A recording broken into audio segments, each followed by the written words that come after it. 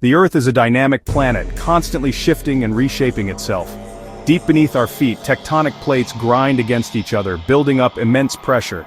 The Ring of Fire, a horseshoe-shaped zone encircling the Pacific Ocean, is where this geological drama plays out most intensely. Home to a vast network of fault lines, and over 75% of the world's active and dormant volcanoes, it's a region known for its seismic volatility. For centuries, it has been a source of both awe and trepidation, a reminder of the raw power contained within our planet. On July 30th, 2025, the Ring of Fire erupted with unprecedented fury, unleashing a series of events that would test the resilience of nations and communities across the Pacific Rim. The world watched with bated breath as the Earth began to tremble. The initial rupture occurred along a previously stressed fault line, a point where the Pacific Plate subducts beneath the Okhotsk Plate. The immense pressure that had been building for decades, perhaps even centuries, finally exceeded the breaking point. The Earth groaned, and the sea above churned as the tectonic plates lurched violently. A massive magnitude 8.8 earthquake struck off Russia's Kamchatka Peninsula, a region accustomed to seismic activity, but utterly unprepared for the sheer scale of this event.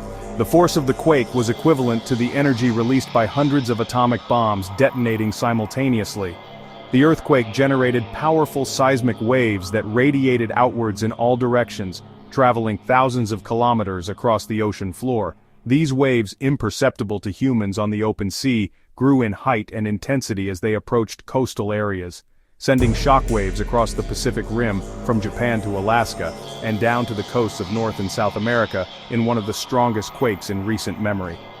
Coastal communities braced themselves as the first tremors arrived, a prelude to the devastation that was about to unfold. The ground shook violently, buildings swayed, and the air filled with the sounds of shattering glass and collapsing structures. The data poured in from monitoring stations around the world, confirming the magnitude and location of the earthquake.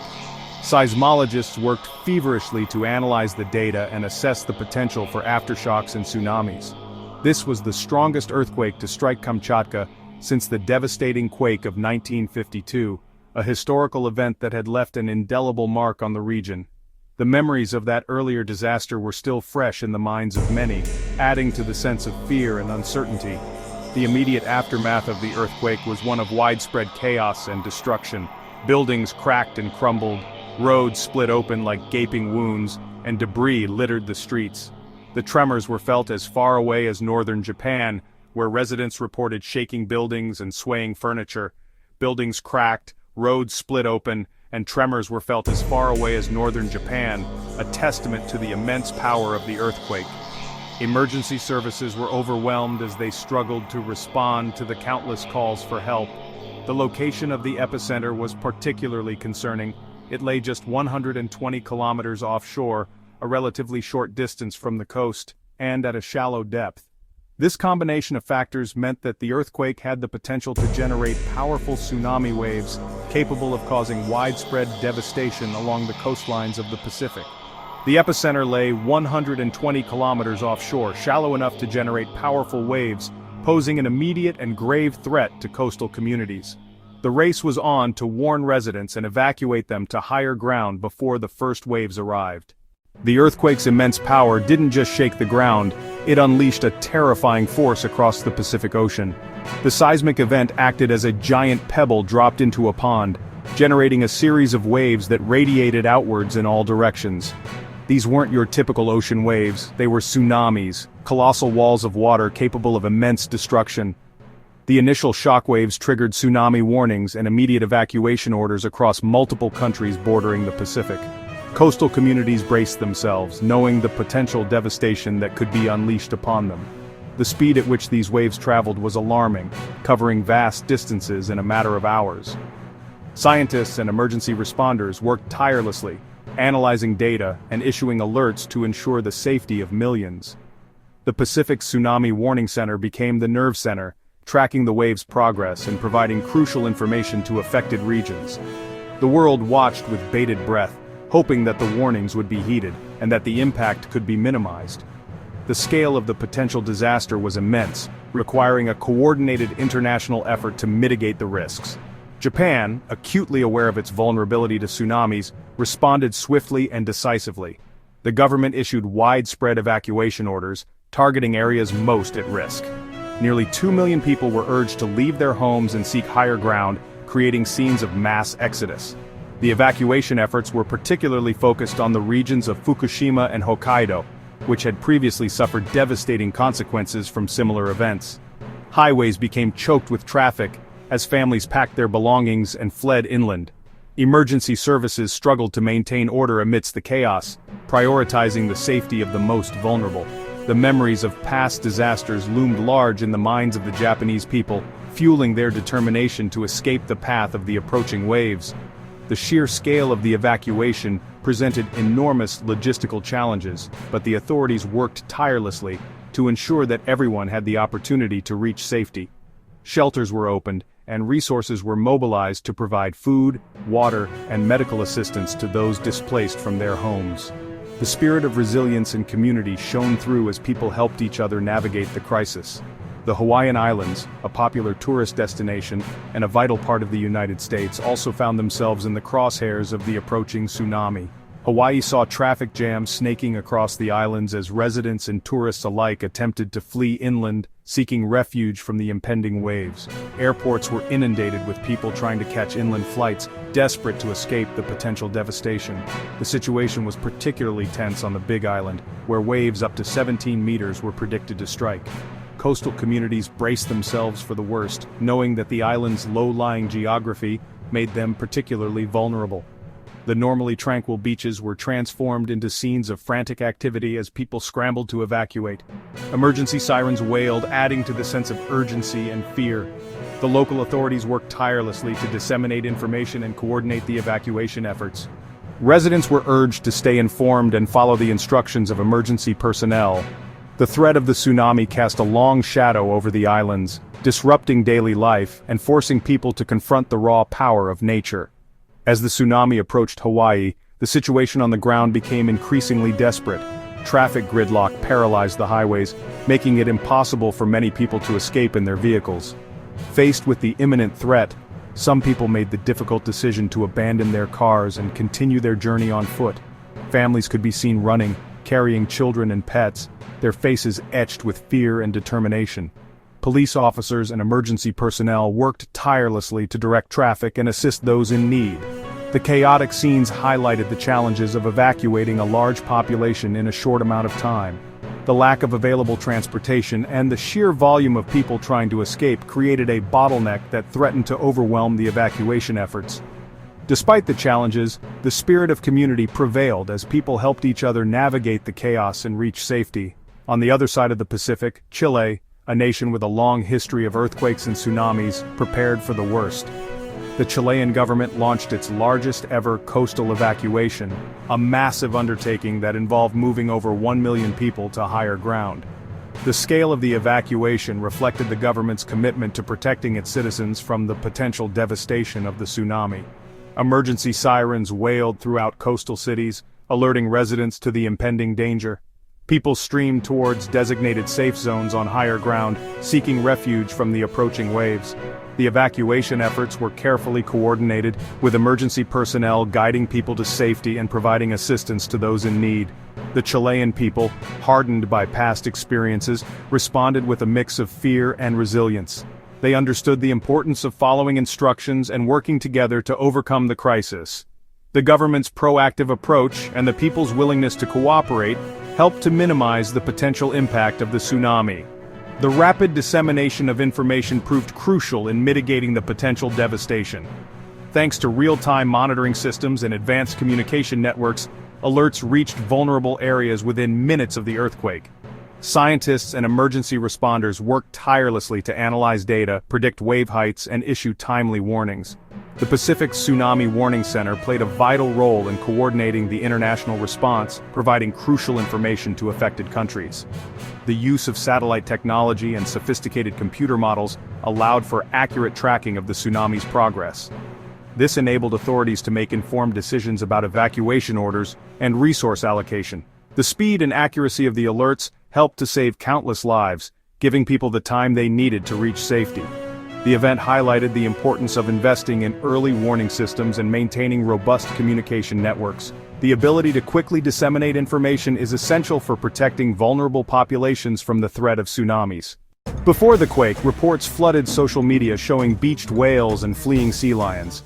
Unusual bird behavior drew comparisons to similar sightings before the 2004 and 2011 tsunamis. The Kamchatka Peninsula is among the most geologically active regions on Earth.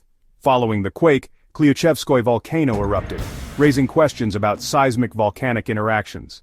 The Pacific Tsunami Warning Center issued alerts within 10 minutes. Emergency systems minimized confusion and saved lives through swift communication.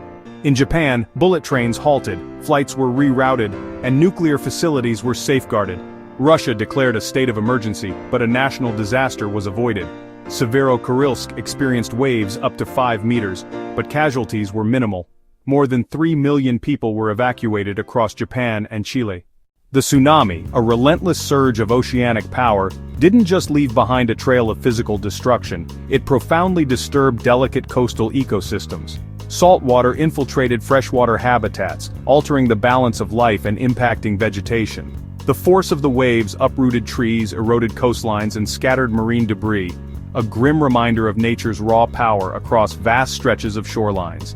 This debris, ranging from plastics to construction materials, poses a long-term threat to marine life and the overall health of the coastal environment. The recovery process for these ecosystems will be lengthy and require sustained efforts to remove pollutants and restore natural habitats. We must remember that the impact of such events extends far beyond the immediate aftermath, leaving scars that take years, even decades, to heal. The delicate interplay of life in these coastal zones is easily disrupted, and the consequences can ripple through the entire food chain. The economic repercussions of the earthquake and subsequent tsunami were far-reaching and devastating. Fishing industries, a vital source of livelihood for many coastal communities, suffered extensive equipment damage. Boats were capsized or destroyed, nets were torn, and processing facilities were flooded, crippling their ability to operate. The closure of airports, a necessary safety precaution, led to flight disruptions that significantly impacted Pacific tourism, a major economic driver for many island nations. Hotels stood empty, tours were canceled, and local businesses faced severe financial strain. The disruption to supply chains further exacerbated the economic woes, as essential goods and services became scarce. The cost of rebuilding infrastructure, providing aid to affected communities, and revitalizing the tourism sector will be substantial, requiring significant investment and international cooperation. The long-term economic impact will be felt for years to come, highlighting the vulnerability of island economies to natural disasters. This earthquake, with its cascading effects, served as a real-time test of global disaster preparedness. It highlighted the strengths and weaknesses of existing early warning systems, emergency response protocols, and international aid mechanisms. The speed and efficiency with which information was disseminated and resources were mobilized proved crucial in mitigating the impact of the disaster. International cooperation played a vital role, with nations from around the world offering assistance in the form of financial aid, medical supplies, and search and rescue teams. However, the event also exposed gaps in preparedness, particularly in vulnerable communities with limited resources and inadequate infrastructure. The challenges of coordinating relief efforts across vast distances and diverse cultural contexts underscored the need for improved communication and collaboration. The lessons learned from this event will be invaluable in strengthening global disaster preparedness and ensuring a more effective response to future crises. The swift and decisive actions taken in the immediate aftermath of the earthquake were critical in saving lives. Evacuations in some regions were completed within an hour, a testament to the effectiveness of early warning systems and the preparedness of local communities. People heeded the warnings and moved to higher ground, demonstrating a collective understanding of the imminent danger. Emergency shelters were quickly established, providing refuge for those displaced from their homes. Families were relocated to safer areas, ensuring their immediate safety and well-being. The efficient crisis management demonstrated by local authorities and international organizations helped to minimize casualties and provide essential support to those in need. However, the challenges of providing long-term housing, healthcare, and psychological support to affected communities remain significant. The recovery process will require sustained efforts to rebuild homes, restore infrastructure, and address the emotional scars left by the disaster. Yet the Ring of Fire, a horseshoe-shaped region encircling the Pacific Ocean, is far from quiet. This zone, notorious for its intense seismic and volcanic activity, is a constant reminder of the Earth's dynamic forces. While the recent earthquake was significant, it was not the big one, the catastrophic event that scientists predict will eventually strike. The potential for a much larger earthquake, capable of generating a devastating tsunami, remains a persistent threat. The Ring of Fire is a complex network of tectonic plates, constantly shifting and colliding, creating immense pressure that can unleash powerful earthquakes and volcanic eruptions. Monitoring this region is a continuous challenge, requiring sophisticated technology and international collaboration. Understanding the underlying geological processes is crucial for predicting future events and mitigating their impact. The big one is not a matter of if, but when, and preparing for this inevitable event is paramount. The serene beauty of the Pacific coastlines often belies the underlying geological tension. The calm waters and picturesque landscapes mask the potential for catastrophic events. The question is not if another massive event will occur, but when. The Earth's history is punctuated by periods of intense seismic activity, and the Ring of Fire is a region where these events are particularly frequent and powerful. Scientists are constantly studying the region, analyzing seismic data, and developing models to predict future earthquakes and tsunamis. However, predicting the exact timing and magnitude of these events remains a significant challenge. The uncertainty surrounding the when underscores the need for constant vigilance and preparedness. Coastal communities must be aware of the risks and take steps to protect themselves. Governments must invest in early warning systems, evacuation plans, and infrastructure improvements. The future of these communities depends on their ability to anticipate and prepare for the inevitable. In the aftermath of the earthquake and tsunami, communities are slowly rebuilding their lives. People are returning to their homes, businesses are reopening, and a sense of normalcy is gradually returning. However, the experience has left an indelible mark, fostering a new awareness of the risks and a renewed commitment to preparedness. New preparedness measures are being implemented, including improved building codes, enhanced early warning systems, and community education programs. People are learning about tsunami safety, evacuation routes, and emergency preparedness kits. The experience has fostered a stronger sense of community, with neighbors helping neighbors and working together to rebuild their lives. The recovery process is long and arduous, but the resilience and determination of the affected communities are inspiring. They are not just rebuilding their homes and businesses, they are building a more resilient future. If you found this video insightful, and we hope you did, don't forget to like, comment, and subscribe for more breaking news analysis. Your engagement helps us to continue providing in-depth coverage of important global events. By liking the video, you help us reach a wider audience and share this critical information with others.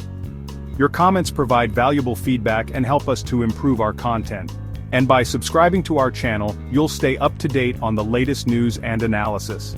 We are committed to providing accurate, informative, and engaging content that helps you understand the world around you. Thank you for your support, and we look forward to bringing you more insightful videos in the future. Stay informed, stay safe, and stay tuned.